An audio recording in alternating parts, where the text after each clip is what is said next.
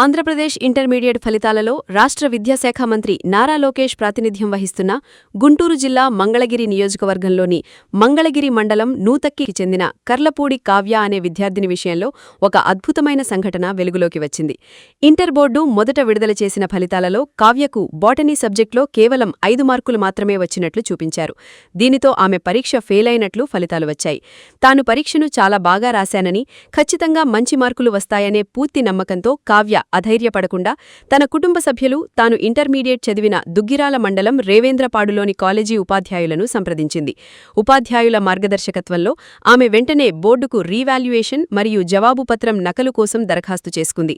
ఈ నేపథ్యంలో తాజాగా విడుదలైన రీవాల్యుయేషన్ ఫలితాల్లో కావ్యకు బాటనీ సబ్జెక్టులో 60 మార్కులకు గాను 60 పూర్తి మార్కులు వచ్చాయి. కావ్య రాసిన జవాబు పత్రాన్ని క్షుణ్ణంగా పరిశీలించగా ఆమె రాసిన ప్రతి ప్రశ్నకు మూల్యాంకన అధికారి పూర్తి మార్కులు వేసినట్లు స్పష్టమైంది. విచిత్రంగా పరీక్షకు సంబంధించిన ఓఎంఆర్ షీట్లో కూడా ఆమెకు 60 మార్కులే నమోదై ఉన్నాయి. ఇంటర్ బోర్డు డేటా ఎంట్రీ విభాగంలో జరిగిన సాంకేతిక లేదా మానవ తప్పిదం వల్ల ఈ పొరపాటు జరిగినట్లు తెలుస్తోంది. కాగా ఓఎంఆర్ షీట్ నుండి మార్కుల బబ్లింగ్ లేదా ఆన్లైన్ ఎంట్రీ కోసం కంప్యూటర్ సిస్టంలోకి ఎక్కించే సమయంలో 60 మార్కులకు బదులుగా కేవలం 5 మార్కులుగా నమోదు చేయడం వల్లే ఈ తీవ్ర వ్యత్యాసం చోటు చేసుకుంది. ఫెయిల్గా ఉన్న ఆమె ఫలితాన్ని తక్షణమే సవరించి బైపీసీ గ్రూపులో అత్యధిక మార్కులతో ఉత్తీర్ణురాలైనట్లు బోర్డు కొత్త మార్కుల జాబితాను అప్డేట్ చేసింది.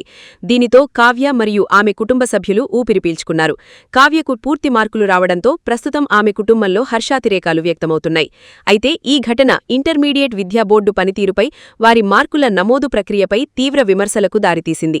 ఒకవేళ విద్యార్థిని మానసికంగా కుంగిపోయి ఏదైనా తప్పుడు నిర్ణయం తీసుకొని ఉంటే దానికి బాధ్యులెవరు అని విద్యావేత్తలు, విద్యార్థి సంఘాలు ఇంటర్ బోర్డును ప్రశ్నిస్తున్నాయి. ఈ ఉదంతం తర్వాత ఏపీ ఇంటర్ బోర్డులో ఫలితాల వెల్లడికి ముందే మరో విడత స్క్రీనింగ్ డబుల్ వెరిఫికేషన్ వ్యవస్థను తీసుకురావాలనే డిమాండ్ గట్టిగా వినిపిస్తోంది. ఫలితాల వెల్లడిలో మరింత పారదర్శకత, జాగ్రత్త వహించాలని డిమాండ్ చేస్తున్నారు. నా పేరు కర్లపూడి కావ్య. నేను హారిక జూనియర్ కాలేజీలో చదువుతున్నాను. మా ఊరు నూతక్కి. నేను ఇంటర్ సెకండ్ ఇయర్ ఎగ్జామ్స్ రాశాను. అన్నిట్లో మంచి మార్క్సే వచ్చినాయి. బాటనీలో మట్టుకి 5 వచ్చినాయి. నేను బాగా రాశాను, కానీ రీవెరిఫికేషన్ పెట్టుకున్నాక 60 వచ్చినాయి. నాకు జరిగింది ఇలా ఎవరికి జరగకూడదు.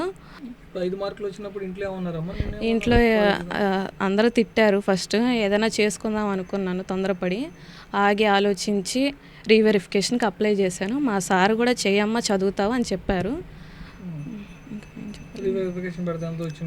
రీవెరిఫికేషన్ పెడితే 60 వచ్చినాయి. ఇలా నాకు జరిగినట్టే ఎవరికి జరగకూడదు. ఇప్పుడన్నా స్ట్రిక్ట్గా పేపర్ కరెక్షన్ చేసేటప్పుడు ఉండండి. పేపర్ దిద్దే వాళ్ళు చూసుకొని దిద్దండి. ఎందుకంటే నేను కట్టగలిగాను కాబట్టి రీవెరిఫికేషన్ కట్టాను. కట్టనోళ్ళు ఉంటే ఏదైనా చేసుకుంటే తర్వాత ఫ్యామిలీ ఇబ్బంది పడతారు కదా. ఈసారన్నా కొంచెం జాగ్రత్తగా చూడండి.